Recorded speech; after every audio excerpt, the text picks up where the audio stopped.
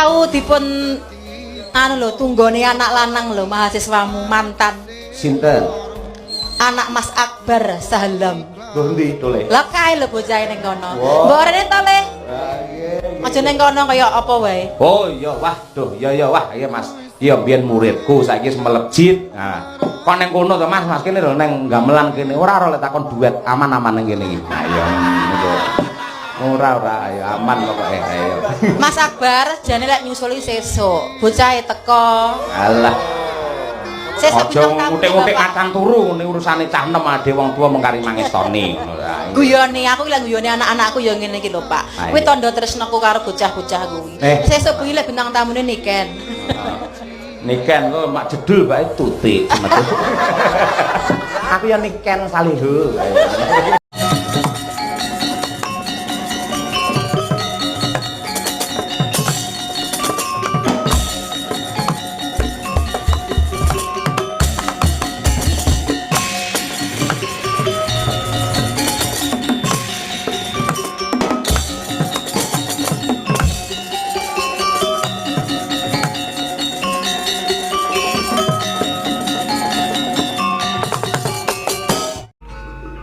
Bilawa, kowe aja mati Bilawa, kowe aja nganti kalah. Iki totoane negara Bilawa. Ngombe. Oh iya.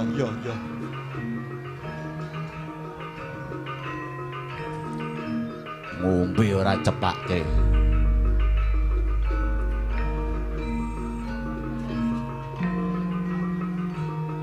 Ngombe ya.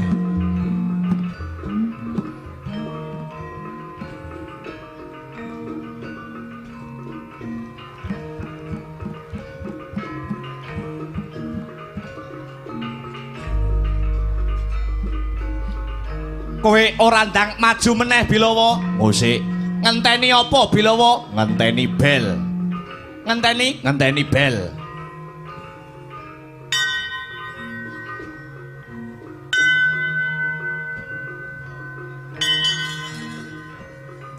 Wis muni, tak maju neh. Yo, sing hati-hati.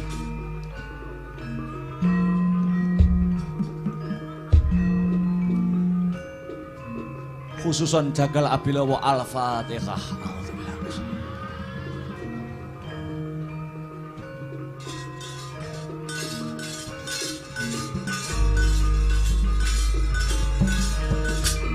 Woi! Wah! Wait! Wah!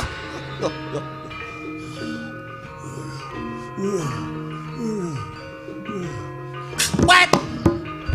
Wait! Wah! Woi! Wah! Ah! Wah!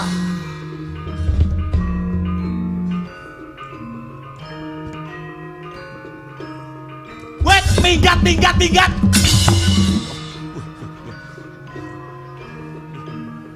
Nang blabar kawat janget cincang kok enek begenggek itu.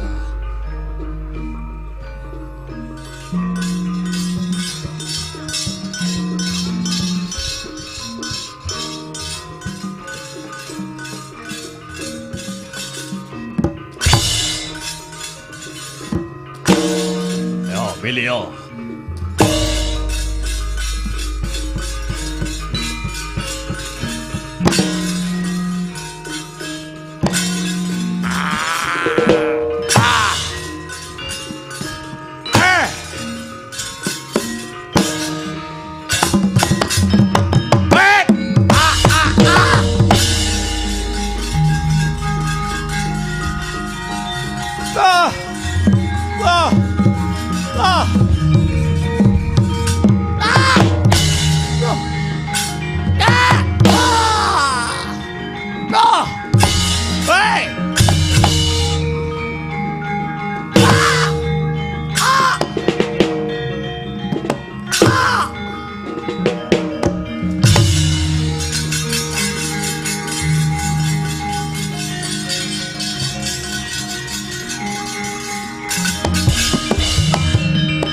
Ayo ngadeg kowe.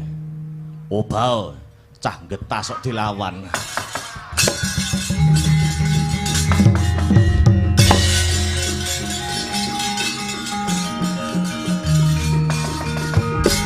Jerbabah depani lemah risang Raja Mala.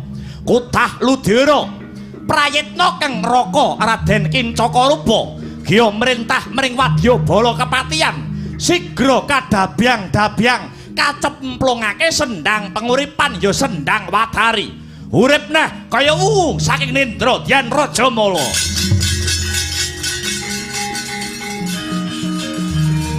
Yo gotong. Gotong.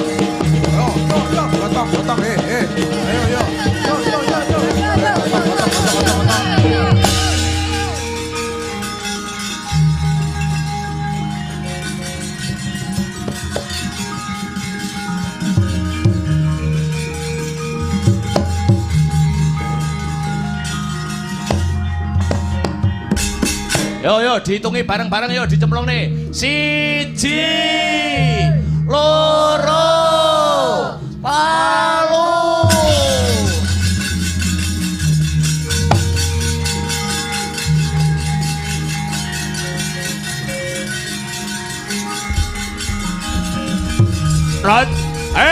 Bilawa Raja Mala isih urip.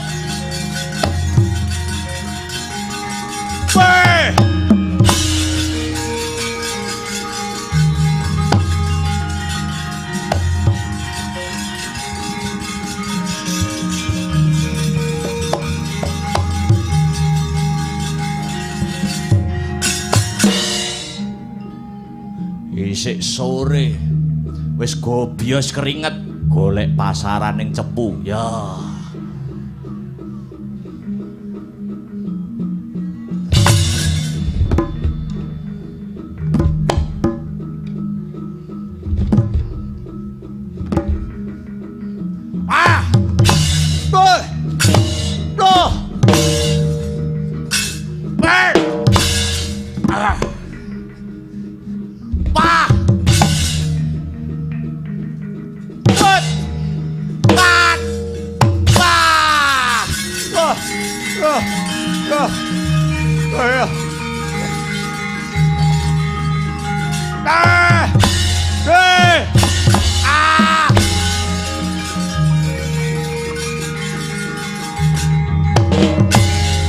Yo gotang lah yo.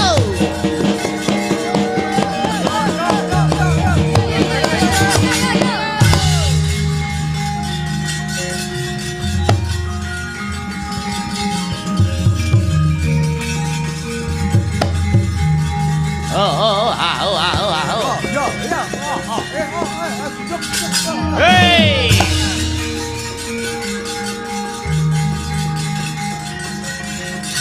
Bleh!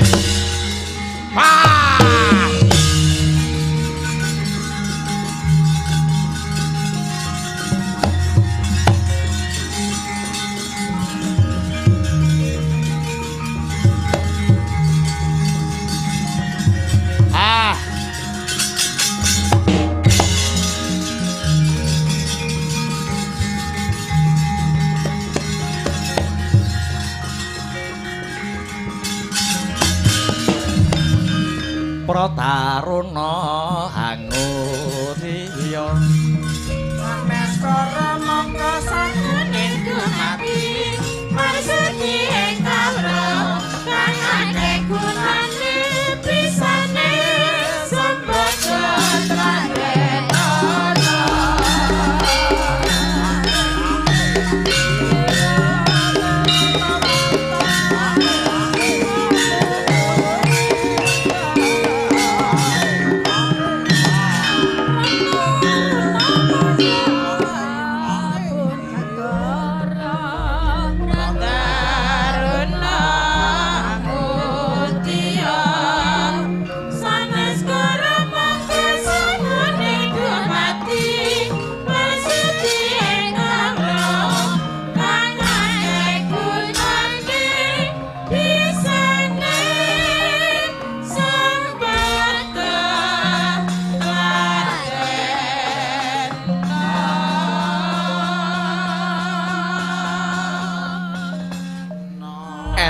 Apa ki? Sampeyan kok ora tanggap ing swasana. Adon-adon jago nika Kakang sampeyan jagal Bilawa musuh tanding musuh Raja Mala. Raja Mala mati cemplungke sendang urip neh. Raja Mala mati cemplungke sendang urip maneh. Niku sampun marambah makaping-kaping. Niki nek mboten sampeyan tulungi mboten badhe rampung. Apa entuk tulung tinulung ki tulung tinulung boten napa-napa watone tumuju wonten kabecikan. Lah banjur caraku bakal mbantu kepiye ngaten. Sampeyan dhisik tau duwe pusaka peparing saking Bathara Brahma sing jenenge panah Kyai Brahma Warastra. Iya ki. Lah niku gunane sakniki. Panah sampeyan sing jenenge Brahma Warastra sampeyan lepasne saking mriki. Panahe sampeyan ner utawi sampeyan paske wonten sendang penguripan Sendang Watari. Heng mriku mangke Sendang Watari bakale aber. Yen Raja Mala dicemplungke mriku, Raja Mala mboten badhe urip malih. Ning bakale mati kobong dadi awu. Ning panjenengan nindake perkawis menika bakal angsal ganjaran saking Gusti ingkang Maha Kuwasa. Mundur ki enggal tak tindakake perkara iki Kyai Semar.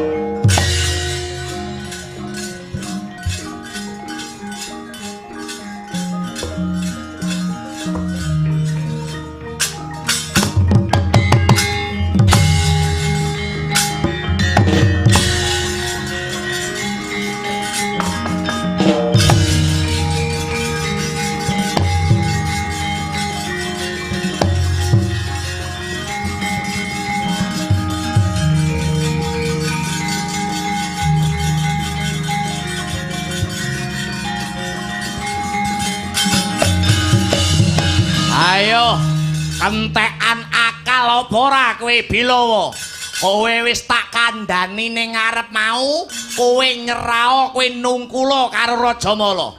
Ning gembelo sirahmu, kowe keciliken iket kegeden ndas.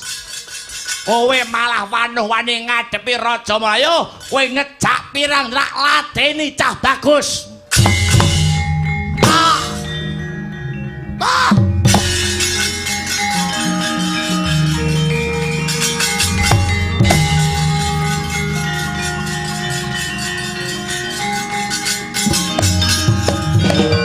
Waudha kaya mangkono noyah nayuh Baskara titi mangsa.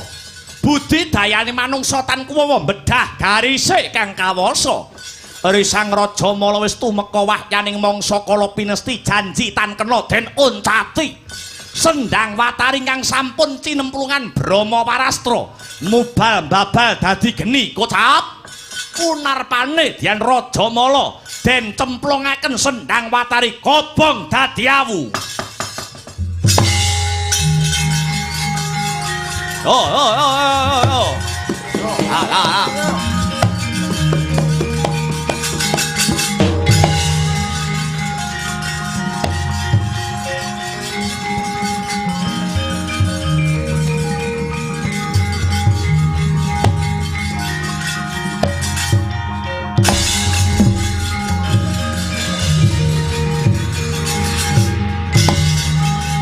Kobong. Yo, cemplungke yo.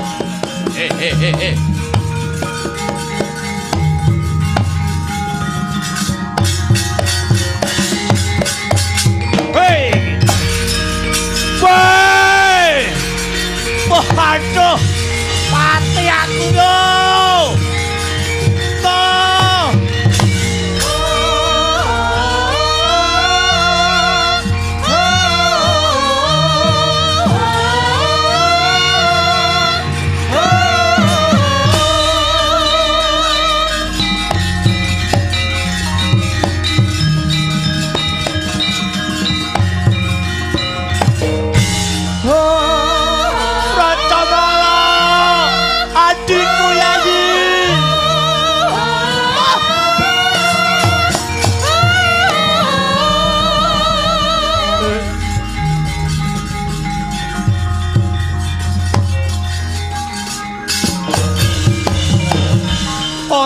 nrimake patine adhiku Rajamala sing banget tak tresnani.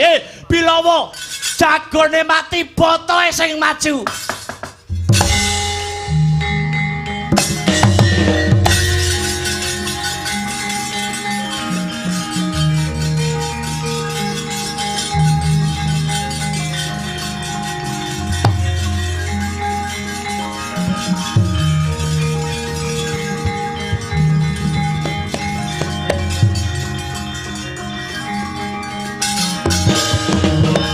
Amuk Suramrata Jayawarata rebutan. Hei, 1000 pareng maju, 100 pareng ambrus. Hei, Jakal Bilawa. Pancen kowe bisa mateni adhiku Rajamala. Iki botoe sing maju. Kincaka rupa adepono. Ngecak pirang-pira tak lateni kowe.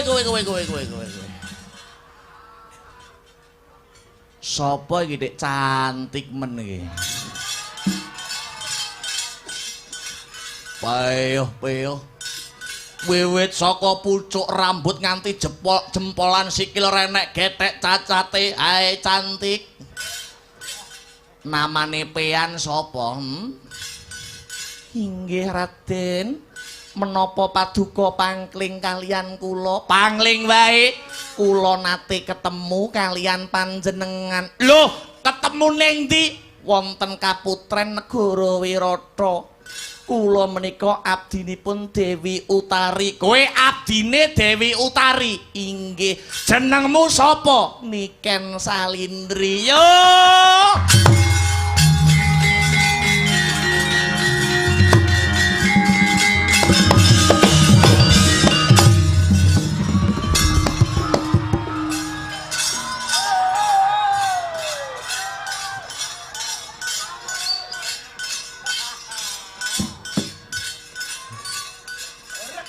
Kowe to sing gegerne dunia akhirat kowe to. Wis perkara Rajamala mati nomor 17 sing penting aku iso ketemu karo dirimu. Ngono. Kowe disawang saka kaduan Demes, disawang saka cedhak pantes wiwit pucuk rambut kanthi jempol suku babar pisan ora ana cacate. Rambut ngembang bakung marak ati bingung mripat damar kanginan nuwuhke rasa kasmaran, lambene manggis karengat yen pinuju meh semangu jiwat payudara wewek ning kathok marake sesek. Yo.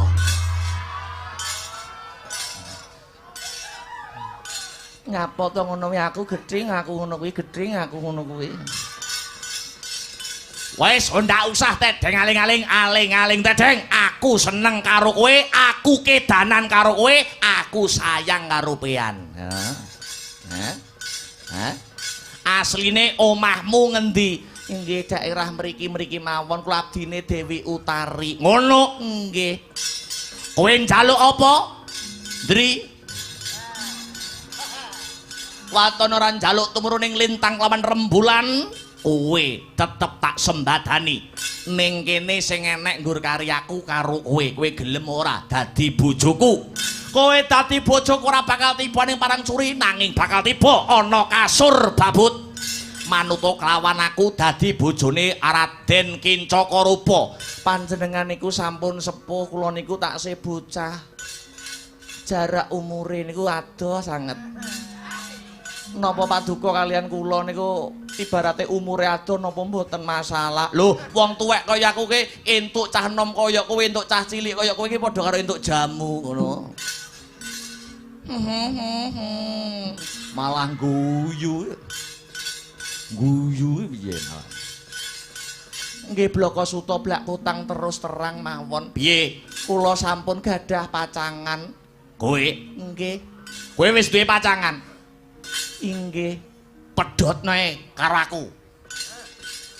Nggih, menika cara nista wonten cara ingkang langkung utama. Cara sing luwih apik piye? Panjenengan tembung mawon pacangan kula, nek paduka kepenginaken kula. Bojomu kuwi, bojo kula niku mapan madya ratri tengah wengi uda kawis 11:30. Sekedhap malih mapan wonten ing pojok beteng Negara Wirata. Mapane ana pojok beteng Negara Wirata. Inggih, jam 11:30. Bojomu ki jane bangsane apa? Bangsane gendruwo. Yo. Musik to. Kowe iki cah ayune kaya ngono kok bojomu milih gendruwo. Ya aja ngenyek gendruwo, najan gendruwo malah gendruwo iso suwi ngono. Apane lek omong-omongan ki lho. Oh, nek omong-omongan. Ya mangke nek sampun paduka dililani kalih bojo kula, paduka gelem ngrabi kula, monggo to kadah harus sak wanci-wanci paribasan sekul mungking rampadan kapuluka sak wanci-wanci kula ndederek. Iya, kowe ngomong ngono kuwi ning jero kene kaya ana sing ubah dhewe lho, Kak. Tenan. Tak petukane bojomu dina iki. Inggih, monggo sinuwun.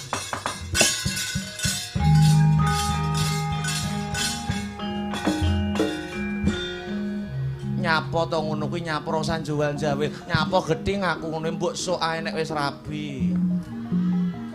Ah iya. Melaku kok ngguri iso egat egok.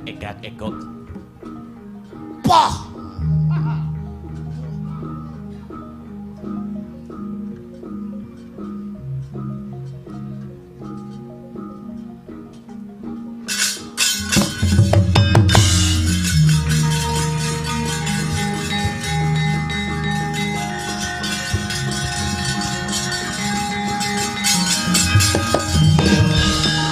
Lawa aku tulungono. Kowe ngopo aku digodak-godak karo Nayaka Negara Wirata jenenge Kincaka Rupa. Yo nek nyawang aku pucuk rambut nganti jempol sikil, nek menteleng ra kedhep munggah medun tekan dodon muandhek suwi ngono. Nek nyawang kuwi aku ngaku-ngaku nek wis duwe bojoku mapan ana pojok beteng Negara Wirata, bojoku wujude gendruwo, kowe etok-etok dadi ndruwo ya. Ngene iki lho. Kok iso dipakakne dadi ndruwo aku iki lho. Wis to gelem nek ora ngono aku digodak-godak nek yo nek nyawang aku mripate dikiyer-kiyerne yo irunge dimekrok-pekrokne lambene digeget-geget yo aku gila aku gila. Yo mulak patenane.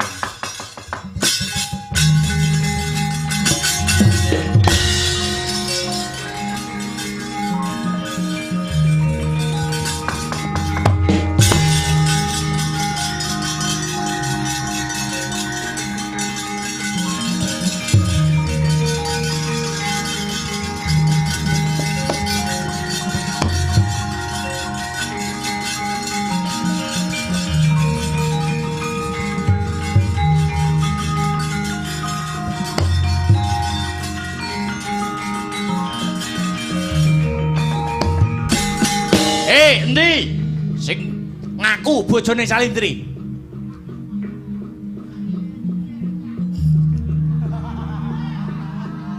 Bojomu tak jaluk. Ayo metu. Aja pirang-pirang ateni we. Parati. Ayo metu jare 11:30 mapan ing pojok beteng Negara Wirata. Ndi pewujudamu?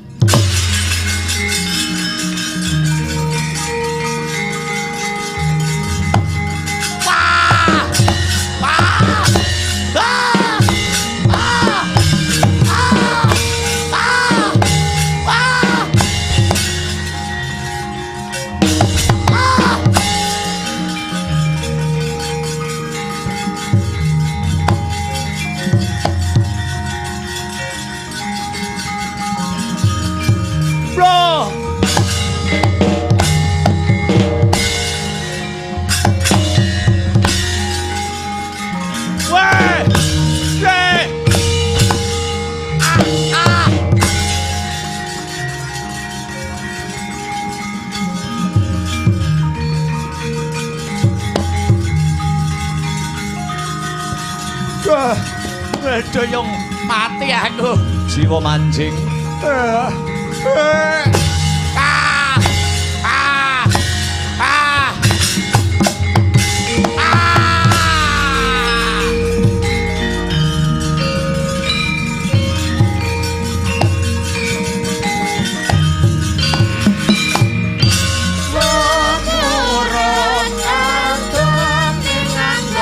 Sayap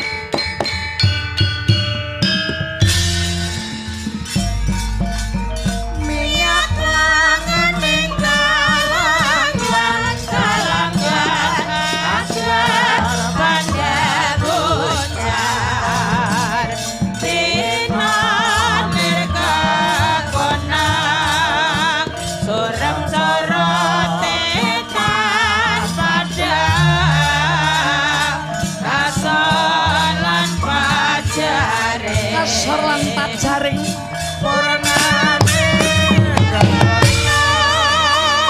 Prabu Susarmo.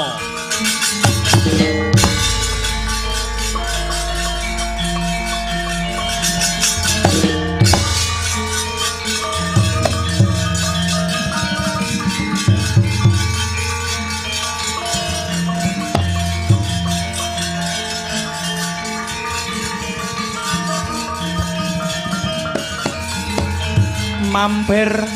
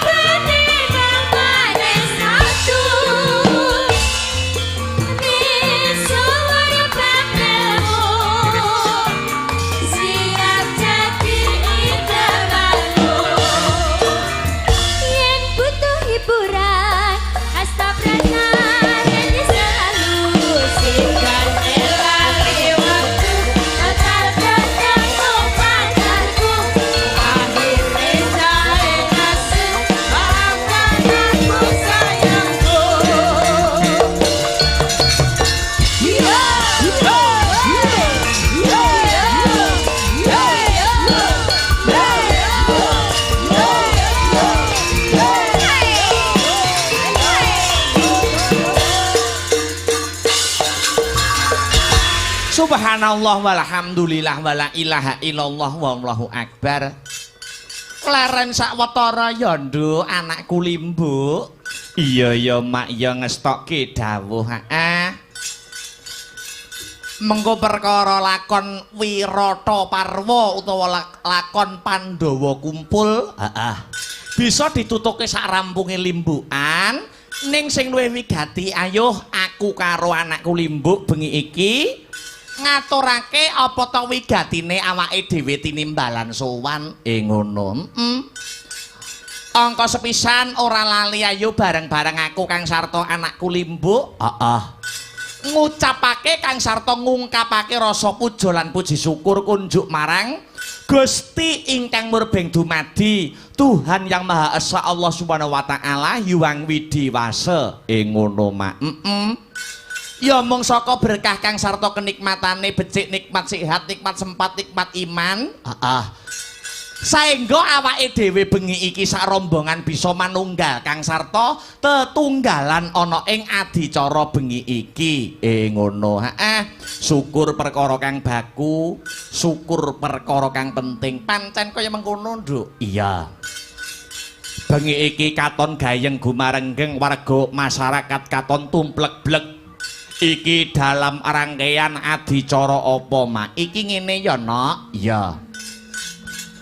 Bengi iki adicarane ya kuwi tidak lain dan tidak bukan ya kuwi Walimatul Khitan. Oh, Walimatul Khitan. Sunatan, supitan, tetakan. Sing disupitke sapa? Ya kuwi adiku lanang Dek Raska Zafron Alwi beserta ya kuwi Dek Reyfansyah Alfariski Alwi. Oh ngono. Ya kuwi putrane Bapak Badrudin M Alwi dan Ibu Dwi Puji Ariyanti. Oh ngono. Iki sing duwe alang ujur utawa kagungan kersa kepengin gelar kelir gantung gong. Iki panjenengane pepundhene awake dhewe. Pepundhene awake dhewe. Sapa? Ya kuwi sing wis tak anggap kaya Mbah Kungku dhewe no. Oh ngono. Mbah Kung Haji Kastur, mantan kades, mantan kepala desa. Iya, sagutra sekeluarga besar. Oh ngono. Wis mau sore wis dingendikake karo Mbah Kung, nek bocah loro wis kasembadan disunatke. Oh ngono. Gres anyar Joko no. Oh iya, dawe Mbah Kung mengono. Ya padha karo awake dhewe. Aku wiwit sunat SD nganti saiki yo jek gres urung tau kanggo. Oh iya. Iya, iya.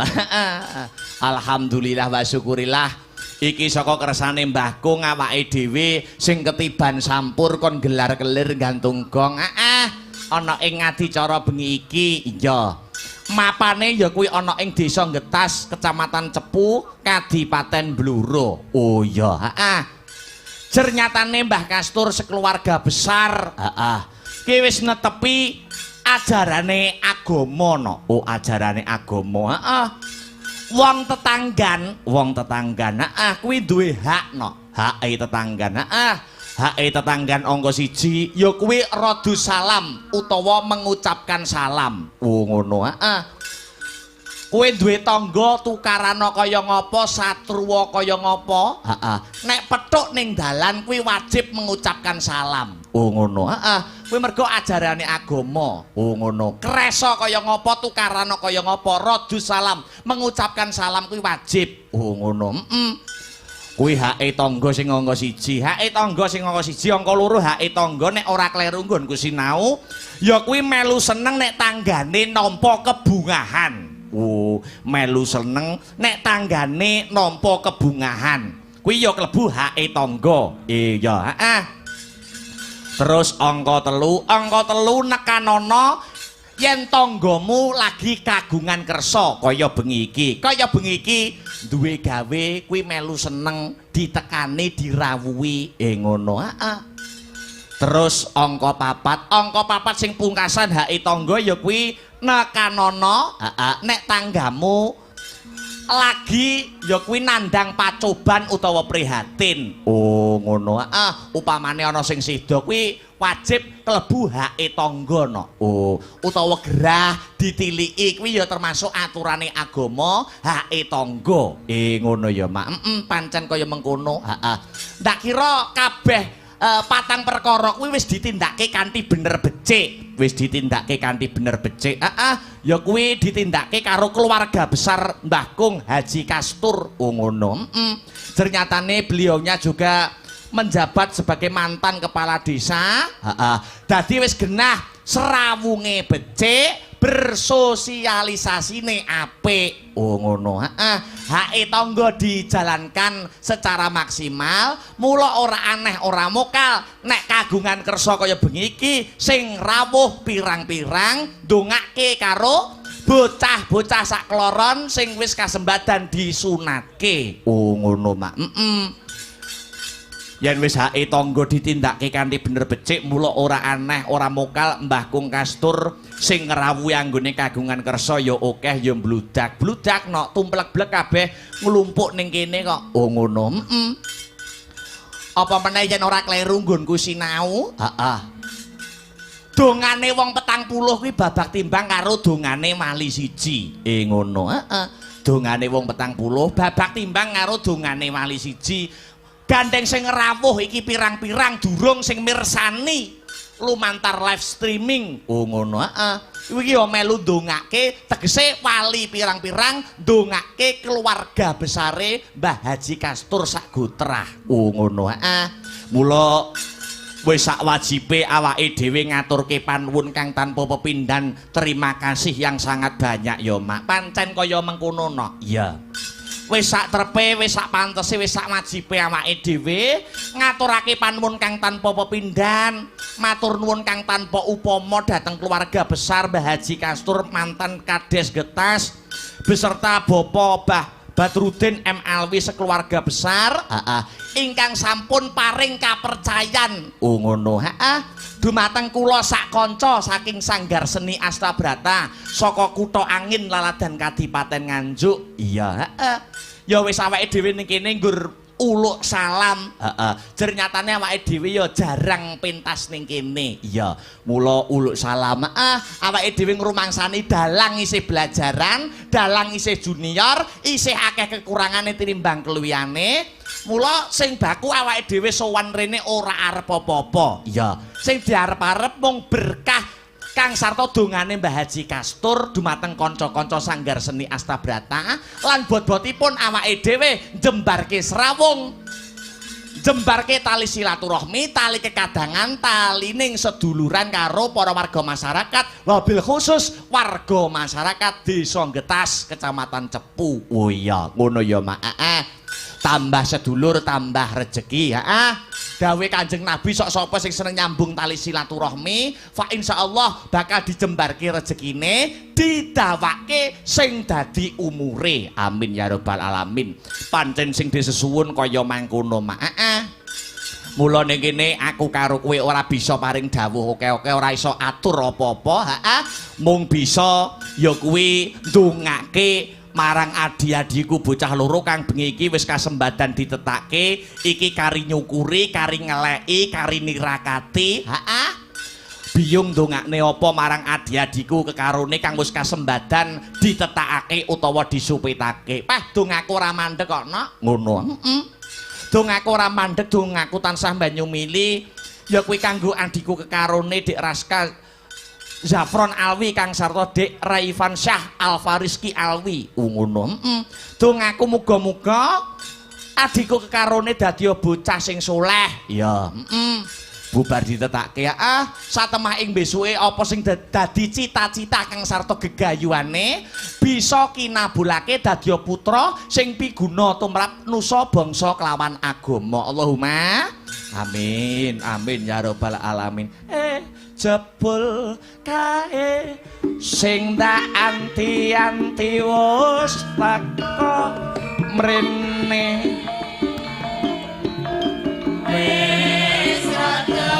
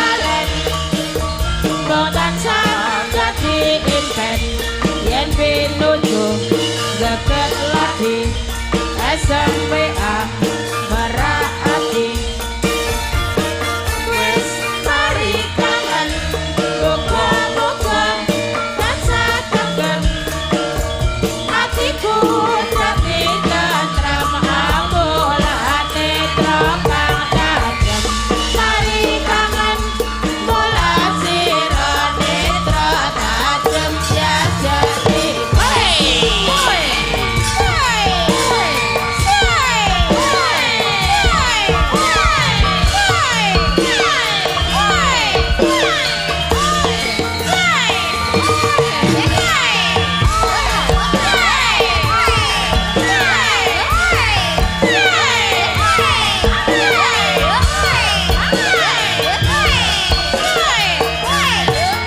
Oh,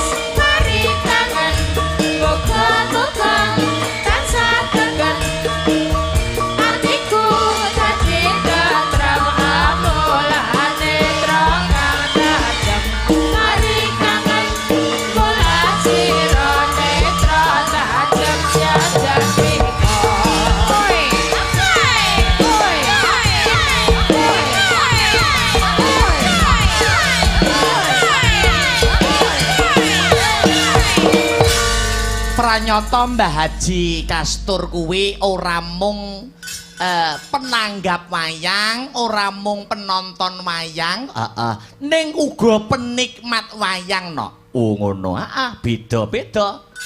Panjenengane nek ku nampa dawuh wiwit panjenengane rawuh, sekeluarga besar ana ning gubuke awake dhewe nganjuk kono, panjenengane kepara wis marambah makaping-kaping, ngenekake adicara wayangan, lah sing kepareng nyepeng cempurit ya kuwi panjenengane senior dalang pepunden dalang ya kuwi Suwargi Mbah De Ki Haji Mantep Sudarsono. Oh Karangpandan Karanganyar. Oh ngono. Mula nek wis marambah makaping sing diaturin dalang kok Mbah De Mantep ki bolak-balik wis jelas penikmat wayang no. Oh ngono. Awake dhewe ora ana sak kuku irenge. Ngono. Beliaunya Mbah De Mantep kuwi dalang senior, dalang sugih lakon. Mula Mbah Haji Kastur mundhut lakone bengi iki Wirata Parwa. Oh jagal bilawa ngerol. Mergo Mbah De Mantep kuwi wayang favorite Werkudara. Oh ngono, Werkudara. Mula sanggare jenenge Sanggar Bima. Iya, saksedane wae ya diiringi karo wayang Werkudara. Oh ngono, Mak. Iya, mula ki lakone tokoh utamane ya sing Werkudara, jagal bilawa ya, Mak. Pancene kaya mengkono. Senior dalang sing kulino ditimbali kon ngasta cempurit, Mbah De Mantep dalang sugih lakon no. Iya, nek awake dhewe iki nggur dalang desa, dalang ngisor pring, iya. Isone nggur wahyu katentreman karo wisanggeni, iya. Wah liyane maca aku, iya. Wis maca ngene ya. Iya, Mak. Iya, ning ora apa-apa. Ning kabeh mau saka tresnane Mbah Haji Kastur sekeluarga karo awake dhewe sak kanca saka Nganjuk. Alhamdulillahirabbil alamin.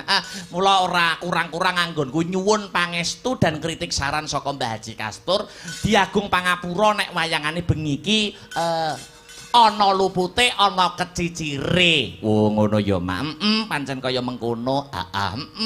Awake dhewe dalange hitungane dalang adoh ratu cerak watu no. Iya, dalang saka desa nek kon alus ora iso. Iya Mak, iya ngestokke dawuh. Pancen siji dalang ya dhewe-dhewe no. Sing baku awake dhewe ning kene satu, ya kuwi nyuwun pangestune Mbah Kung sekeluarga. Kang Sarta ndongake karo para adi-adiku sing wis kasembadan disupitke ditetake. Pancen kaya mangkono no. Iya ngestokke dawuh. Sing rawuh pirang-pirang. Kene iki wong-wong ana ing pepunden-pepunden ana ing ingkang lenggah. Ana ing getas. Iya.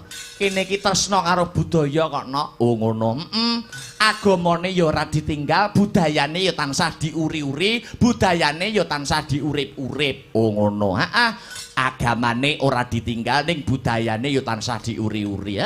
Mula nanggape wayang merga wayangan kuwi ora mung wayang, ora mung tontonan. Iya. Ning wayang kuwi uga kelebu tuntunan. Akeh cerita-cerita hikmah-hikmah yang perlu diambil dan diaplikasikan dalam kehidupan sehari-hari. Ngono. Ora mung tontonan, ning tuntunan kang kebak marang tatanan. Oh ngono ya Mak. Iya. Dadi dalang karo mubalek iki tugase jane meh padha ning beda pengaplikasiane dan cara penyampaiane. Iya. Nek mubalek kae langsung bertatap muka dengan audien. Ning nek dalang dipantulne dhisik lewat kelir utawa geber wayang terus nganti tekan audien. Oh ngono. Ning intisarine padha ya kuwi menyampaikan kebaikan, ngejak marang umat supaya tumindak becik ngambah marga kang rahayu, amar makruf nahi mungkar. Amar tindakno makruf perkara sing becik, nahi nyegah mungkar perkara sing elek. Wah iya. Dadi warga masyarakat Getas kene iki agamane tansah digondheli, ning seni dan budayane ya tansah diuri-uri ketitik kaya Mbah Haji Kasur Mbah Kung. Oh ngono Mak. Iya ngestokke dawuh. Dengan agama hidup akan terarah, dengan ilmu hidup akan mudah, dan dengan seni dan budaya hidup akan lebih indah. Iya. Mula kanggo salam pambuka, ya sadurunge ngaturke tetembangan kang maneka warna Kang Sarta ngaturi para pemeriah utawa bintang tamu. Iya. Luwih dhisik ayo diwalik rasane. Ya. Ya kuwi ngaturi tetembangan sing bernapaskan dengan agama. Kanggo salam pambuka biyung arep ngaturke apa? Pepiling no, pepiling iya. Pepiling ya. Kanggo salam pambuka, salam mukadimah ana ing season limbukan. Iya, ngono ya Mak. Pancene kaya mengkono. Ya. Dibawani dandang gula. Iya, Monggo disarirani kalian Mas Heru. Monggo Mas Heru dipun bawani pepiling karya besar Ki Haji Anom Suroto. Iya. Monggo Mas. Rukun Islam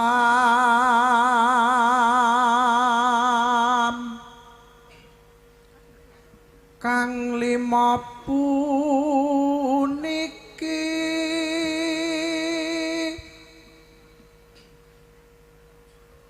katindakna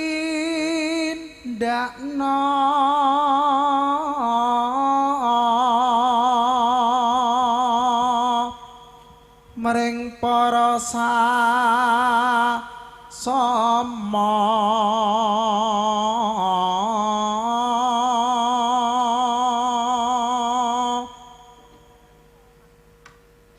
aja padha ditinggalke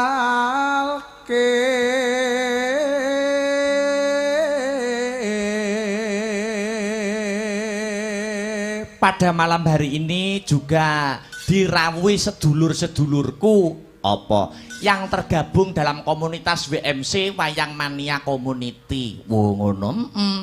Ya ngaturke panuwun. Matur nuwun sampun dipun tenggani, dipun berkahi. Ya, dengan slogannya, siapapun dalangnya, yang penting wayangannya. Wah iya, Dadi ora fanatik salah satu dalang, ora. Ya. Mangga Mas, dilajengaken. Rukun Islam niku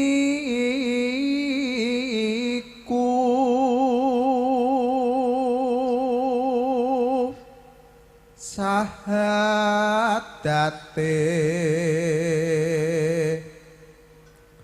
kang angka siji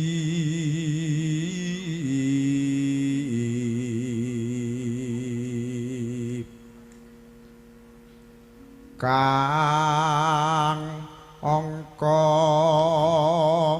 loro solat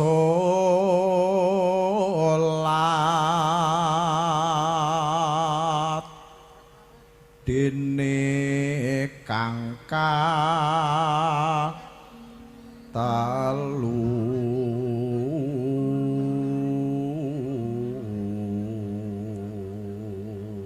Kaping 3 napa Mas Heru? Ramadan nindake poso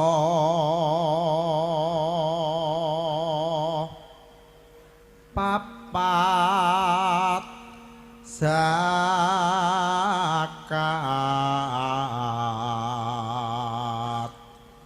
ping 5 ibadah haji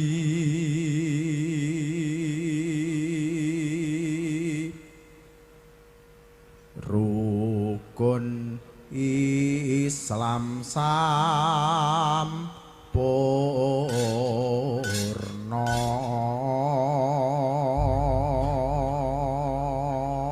Yen wis ditindakke kabeh rukun Islame sampurna. Sampurna no. Ya, ayo ditanjake, tanjake pepiling kanggo salam pambuka. Karya besar Ki Haji Anom Surata. Kur, monggo sesarengan dados.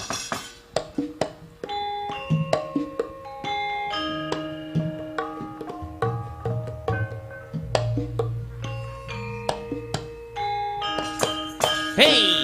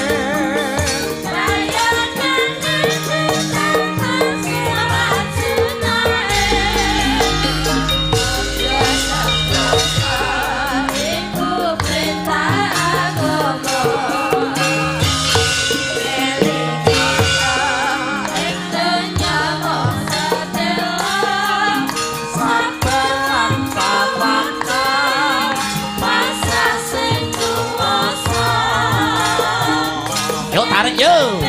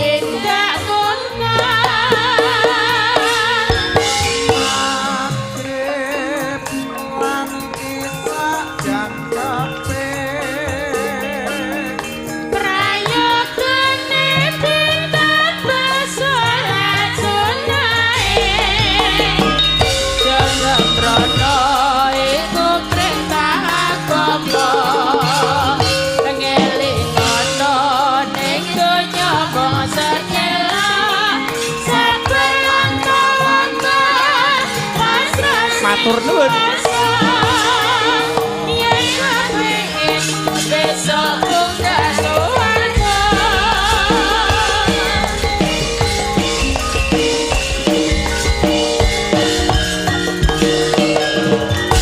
Menyelam sambil minum air.